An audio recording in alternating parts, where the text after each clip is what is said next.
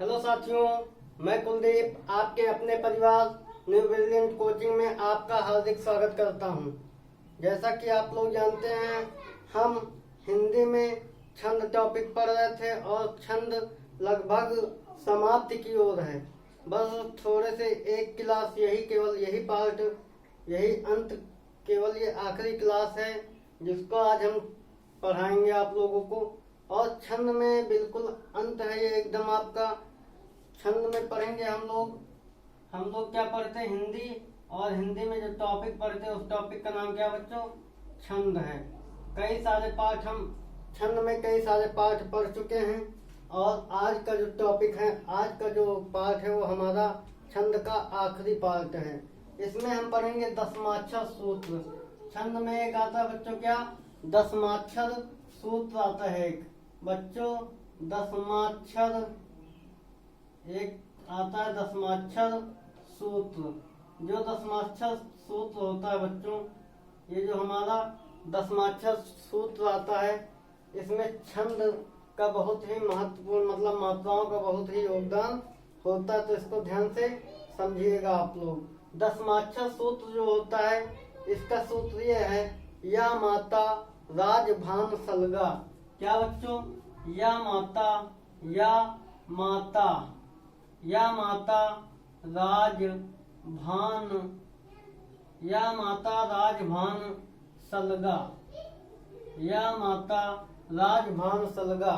ये हमारा 10 सूत्र है। इसमें 10 अक्षर है, 1 2 3 4 5 6 7 8 9 10। 10 अक्षर है, इसलिए इसको हम क्या कहते हैं, दशमाक्षर सूत्र कहते हैं। क्या कहते हैं बच्चों, दशमाक्षर सूत्र कहते हैं। समझ में बात आई? तो एक तरफ ये जो दशमाक्षर सूत्र है, ये या मा ता राज भान सलगा, ये अलग अलग एक एक गण होते हैं। समझ लीजिएगा, ये सभी क्या है, एक एक अलग अलग गण होते हैं अपने आप में। तो देखिएगा आप लोग, एक तरफ लिख लीजिए गण, एक तरफ क्या लिख लीजिएगा बच्चों, गण। एक तरफ लिख लीजिएगा मात्रा, एक तरफ मात्रा, और एक तरफ रूप चिन्ह। एक तरफ क्या लिखिएगा, रूप चिन्ह। समझ में आया बच्चों, रूप चिन्ह। समझ गए ना, गण, मात्रा और रूप चिन्ह। तो देखते हैं, या माता, या से पहले हम बात करेंगे, या से। तो या से हमारा क्या होता है, यगड़। क्या होगा बच्चों, यगड़। क्या होता है, यगड़, यगड़, यगड़ हो जाएगा, यगड़ हो जाएगा। उसके बाद माँ से हो जाएगा मगर। क्या होगा बच्चों, मगर, मगर। ता से हो जाएगा तगर, रा से हो जाएगा, देखिएगा, या से यगड़, माँ से मगर, ता से तगर, रा से रगड़, रगड़ हो जाएगा जगड़। जगड़ के बाद आपका है भगड़, भगड़। देख लीजिएगा, समझिएगा, भगड़। भगड़ के बाद आपका क्या है, नगड़, नगड़। भगड़ के बाद बच्चों नगड़, फिर सगड़, फिर क्या हो जाएगा, सगड़। क्या होगा बच्चों, सगड़, सगड़, सगड़ हो जाएगा। फिर लगड़ हो गया ना। तो बस यहीं तक देखते हैं आप। इतने ही गण होते हैं हमारे। जो ये गण होते हैं, या माता राजभान सलगा में जो गण दशमाक्षर सूत्र में गण होते हैं, वो टोटल 2 2 4 2 6 और 2 8 होते हैं। गण कितने होते हैं बच्चों, 8 होते हैं। मात्रा, अब मात्रा की बात करें, इसमें मात्रा कैसे लगाएंगे, तो देखिएगा बच्चों, मात्रा कैसे लगाते हैं। पहले इसमें 3 अक्षरों का गण लेंगे। इसमें 3 अक्षरों का बच्चों गण लेते हैं। तो देखिए, या माता, देखिए यहाँ से लेकर या माता, तीनों अक्षर लेंगे, क्या हो जाएगा, या माता, या माता हो जाएगा। उसके बाद अब यहाँ से 3 अक्षर, 1 2 3, तो माता रा, क्या हो जाएगा, माता रा, माता रा हो जाएगा। उसके बाद फिर यहाँ ताराज, क्या होगा बच्चों, ताराज। इसके बाद फिर राजा भा, राजा भा हो जाएगा ना बच्चों, राजा भा। इसके बाद फिर रा जा भा हो गया, फिर जा भान, क्या होगा बच्चों, जा भान। इसके बाद फिर जा भान हो गया, फिर भानस, भा क्या हो गया, भानस, भानस के बाद बच्चों भानस हो गया, फिर नसल, क्या होगा, ना सा और ल, नसल हो गया। उसके बाद फिर सल गा, फिर क्या है अंत में, सा ल गा। ये तो हमारे हो गए क्या, मात्रा, मतलब इसमें मात्रा कैसे लगेंगे, 1 2 3 4 5 6 7 8 हो गए, 8 अगर 8 मात्रा हो गई। अब इनमें मात्रा मतलब रूप चिन्ह, इनका क्या बच्चों, रूप चिन्ह कितने मात्रा हैं, तो जैसे है या माता, या में देखिएगा 1 मात्रा, या में 1 मात्रा है ना बच्चों, माँ में 2 मात्रा और ता में 2 मात्रा। तो रूप चिन्ह या मात्रा में कितनी मात्रा है, 5 मात्रा है। माँ तारा में 2 2 2 मात्रा, ताराज में 2 2 और 1, राज भा में 2 1 2। उसके बाद जभान में 1 2 1, भानस में 2 1 1, नसल में 1 1 1 और सलगा में 1 1 2। ये हो गई हमारी रूप चिन्ह। ये हमारा क्या हो गया बच्चों, रूप चिन्ह हो गया। समझे आप लोग, समझ गए ना, समझ गए। जैसे किसी एग्जाम्पल देख लीजिएगा, इसका एग्जाम्पल मान लीजिएगा, एग्जाम्पल देख लीजिएगा आप लोग। मिटा दे बच्चों, मिटा दे इसको, ओके मिटा देते हैं। देखिएगा एग्जाम्पल,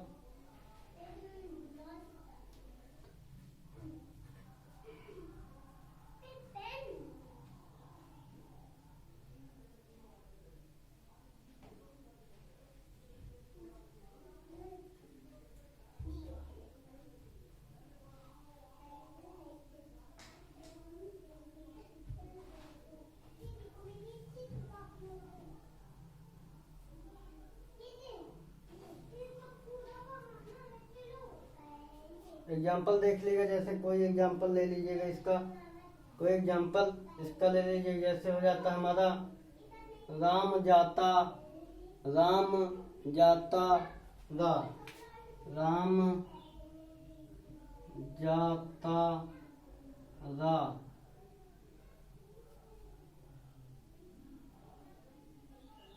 एक मिनट सॉरी बच्चों, 1 मिनट बच्चों सॉरी।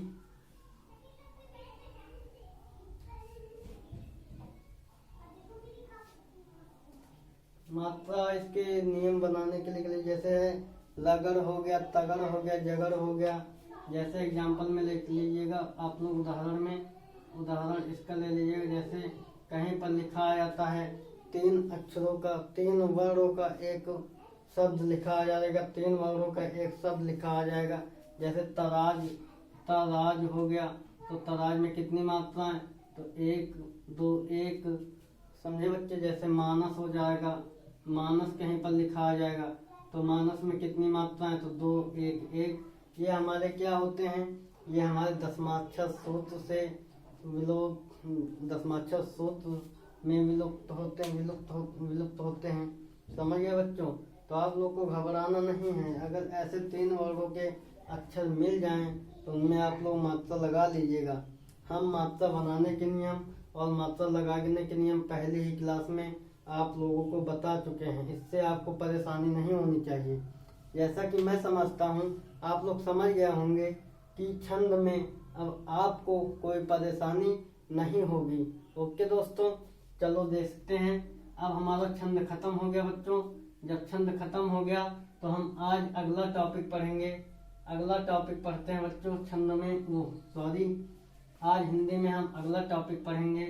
हिंदी में अगला टॉपिक पढ़ेंगे। हिंदी में अगली चीज पढ़ते हैं। और अगली चीज हमारी हिंदी में बच्चों उपसर्ग एवं प्रत्यय की बात करें। हिंदी में क्या पढ़ेंगे हम लोग, उपसर्ग एवं प्रत्यय। उपसर्ग एवं प्रत्यय।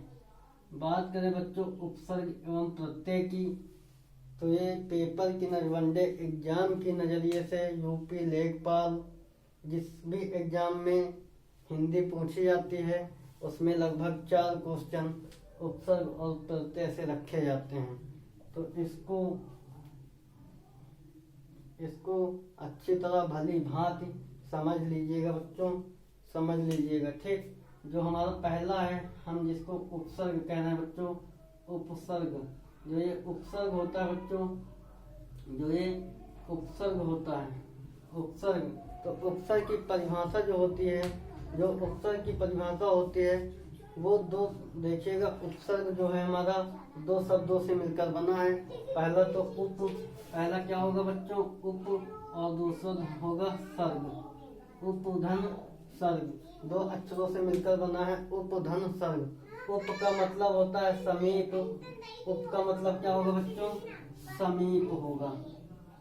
उप का मतलब क्या होगा बच्चों, समीप होगा, या फिर कह लीजिएगा पास होगा। उप का मतलब समीप या पास होता है बच्चों।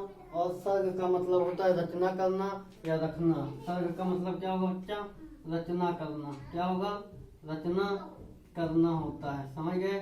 सर्ग का मतलब क्या होगा बच्चा, रचना करना होता है। ठीक, या रखना होता है, समीप रखना, कोई वर्ड है उसको समीप रख दिए, समझ गए।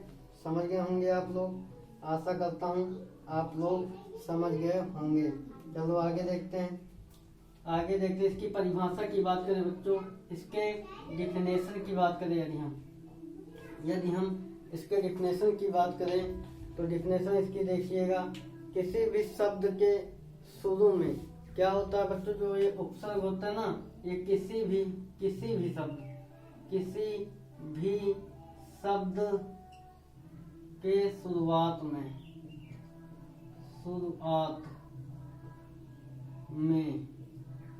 किसी भी शब्द के शुरुआत में लगा देने से, किसी भी शब्द के शुरुआत में लगा देने से, किसी भी शब्द की शुरुआत में लगा देने से उसके अर्थ में परिवर्तित कर दे, उसके अर्थ में परिवर्तन कर देना।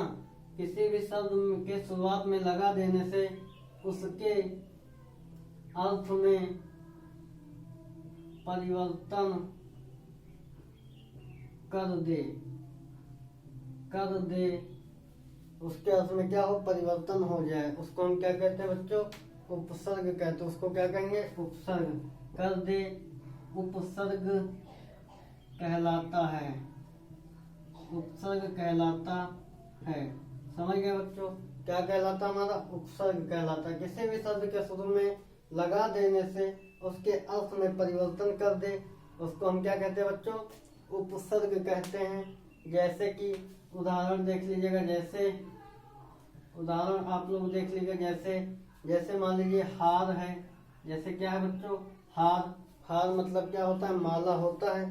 हार मतलब क्या होगा बच्चों, हार मतलब माला होगा ना, हार मतलब क्या होगा बच्चों, माला होगा। यदि इसके आगे हम आ लगा दें, यदि इसके आगे हम क्या लगा दें बच्चों, आ लगा दें, आ लगा देना, अगर इसके आगे बच्चों हम आ लगा दें तो आहार हो जाएगा, और आहार माने क्या होता बच्चों, भोजन हो जाएगा। समझ गए।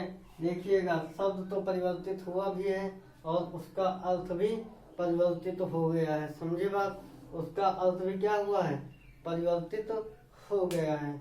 समझ गए, समझ गए ना। जैसे मान लीजिए पता है हमारा, क्या बच्चों, पता, जैसे पता है, पता के आगे पता मतलब किसी चीज का पता होता है ना, पता, और पता के आगे यदि हम ला लगा दें, यदि हम क्या लगा दें, लापता, अगर हम ला लगा दें तो इसका भी अर्थ परिवर्तित हो गया, लापता हो गया ना। पता मतलब जो जानकारी है हमें, और लापता का मतलब हमें जानकारी नहीं है। समझ गए बच्चों, समझ गए होंगे आशा करता हूँ। ओके दोस्तों, समझ गए तो आगे देखिएगा आप लोग, कुछ उदाहरण लिख लीजिएगा, इसके कुछ उदाहरण आप लोग लिख लीजिएगा।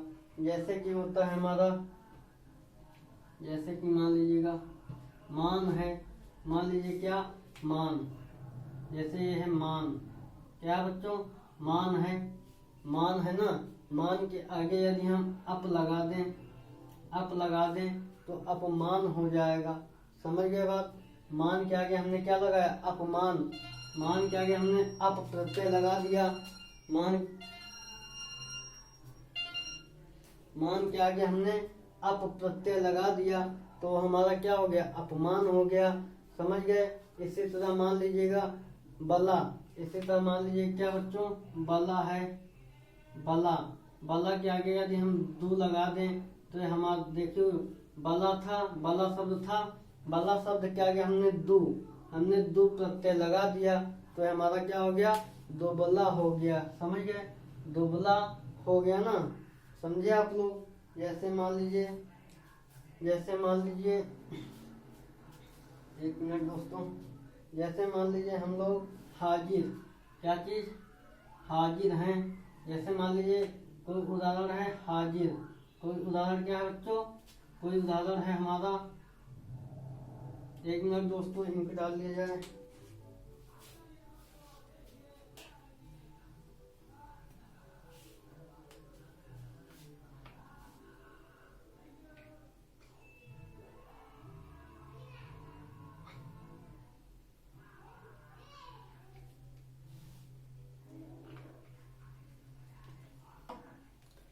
जैसे मान लीजिएगा बच्चों हाजिर है, हाजिर में अगर गैर उपसर्ग लगा दिया जाए, क्या है बच्चों, हाजिर। यदि हाजिर है और हाजिर में हम लोग क्या लगा दें, गैर उपसर्ग लगा दें तो गैर हाजिर हो जाएगा, हाजिर हो जाएगा ना, हो जाएगा ना।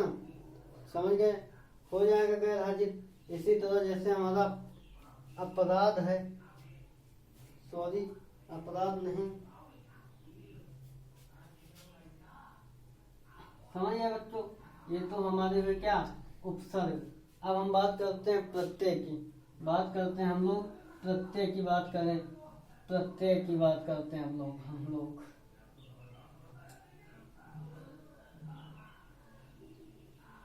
अब हम लोग किस चीज की बात करेंगे बच्चों, प्रत्यय की बात करेंगे। प्रत्यय किसे कहते हैं, तो प्रत्यय देखिएगा, प्रत्यय की बात करें बच्चों तो प्रत्यय देखिएगा, प्रत्यय की डिफिनेशन होती है किसी भी शब्द के पीछे, क्या होती है बच्चों, किसी भी शब्द के पीछे, किसी भी शब्द के पीछे लगा देने से उसके अर्थ में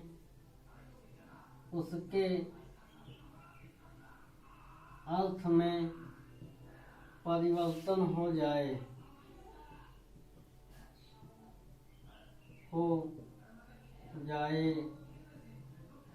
प्रत्यय कहलाता है। क्या कहलाता बच्चों, प्रत्यय कहलाता है। किसी भी शब्द, कोई भी शब्द हो, उसके पीछे कोई भी प्रत्यय लगा दिया जाए तो उसमें क्या हो जाता है बच्चों, शब्द में परिवर्तन हो जाता है और नया शब्द बनकर तैयार हो जाता है। जैसे मान लीजिएगा आप लोग लिख है, आप लोग क्या कहते हैं, लिख है। यदि लिख है ना, लिख में यदि हमने आई प्रत्यय लगा दिया, लिख में यदि हमने आई प्रत्यय लगा दिया तो ये क्या हो जाएगा बच्चों, हमारा लिखाई हो जाएगा ना। क्या हो जाएगा, लिखाई हो जाएगा। इसी तरह पर है, जैसे पर में हमने आई प्रत्यय लगा दिया तो हमारा क्या हो जाएगा बच्चों, पढ़ाई हो जाएगा। होगा कि नहीं, पढ़ाई हो जाएगा ना।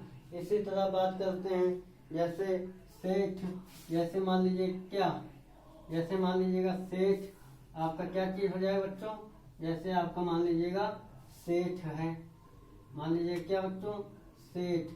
सेठ में यदि हमने पीछे आनी लगा दिया, यदि हमने आनी लगा दिया तो ये क्या हो जाएगा बच्चों, सेठानी हो जाएगा ना।